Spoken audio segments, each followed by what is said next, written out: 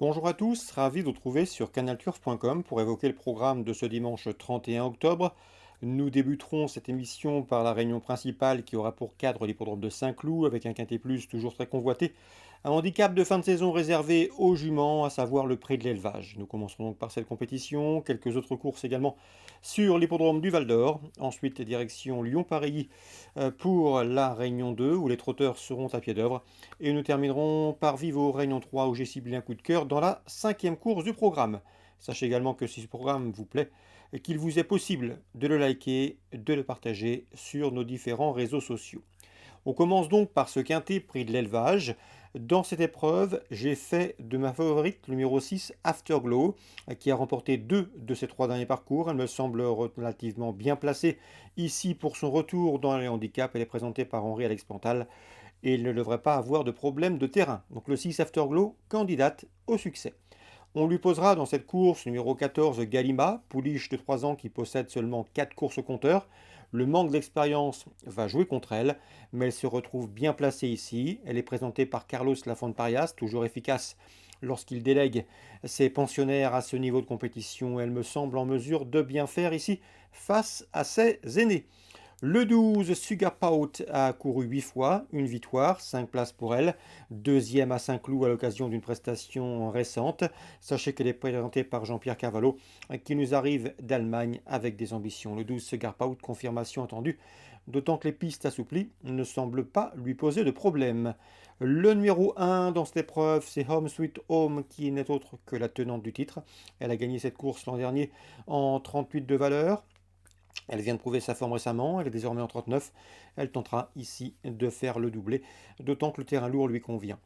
Le numéro 8, c'est Circé, qui reste sur une série de bonnes performances à ce niveau, deuxième, première, dans des handicaps, confirmation logiquement attendue ici. Le 11, c'est High Lady qui est confirmée dans les quintés. Elle a pris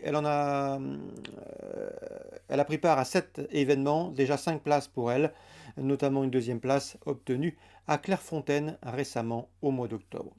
Le numéro 9, c'est dans cette épreuve By My Side, deuxième à Longchamp lors de son avant-dernière sortie du mois de septembre, ensuite quatrième à Saint-Cloud sur cette piste plus récemment, et ce à chaque fois face au mâle, ici cette fois-ci face uniquement au jument, elle peut parfaitement confirmer et prendre un nouvel accessite.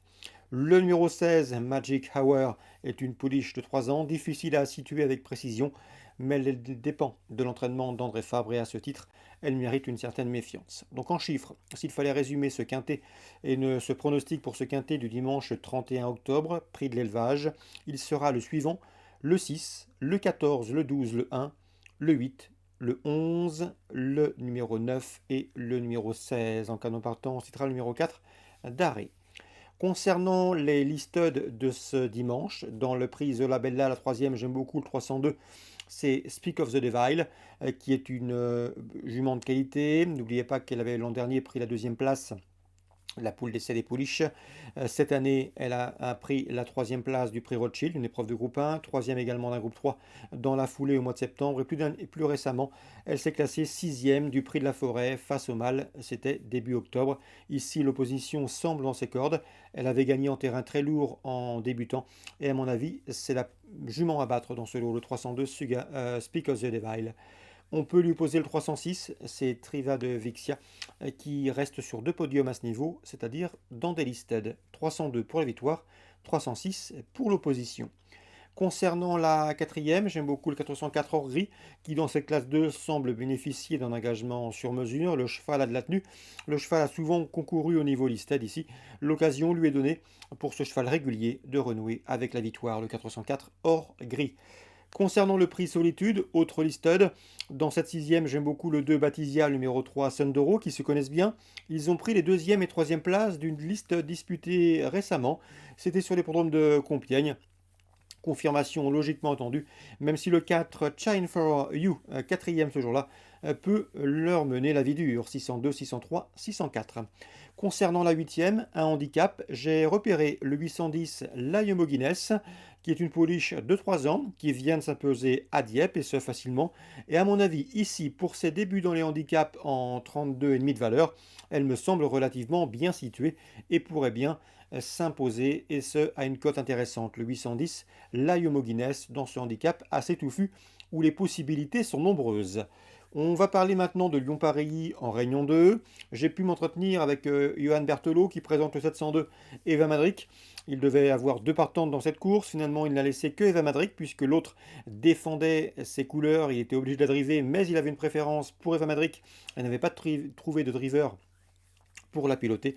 Donc concernant ce 702, sachez qu'elle est au mieux, qu'elle a un bon numéro ici derrière l'autostart, qu'elle aime pratiquer la course d'attente et placer sa pointe. Si tel est le cas, son entraîneur l'estime capable de conclure sur le podium. Il y aura sans doute là aussi une cote intéressante. L'opposition, elle viendra sans doute du 708 Esternel Mouriez, déférer les quatre pieds pour cette course visée.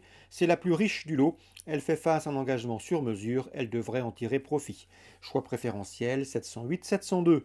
Concernant le Grand Prix du Centre-Est, le temps fort de cette réunion dominicale à Paris, cette huitième, le 807 Klingem s'annonce difficile à déloger une nouvelle fois, lui qui collectionne les victoires depuis plusieurs semaines.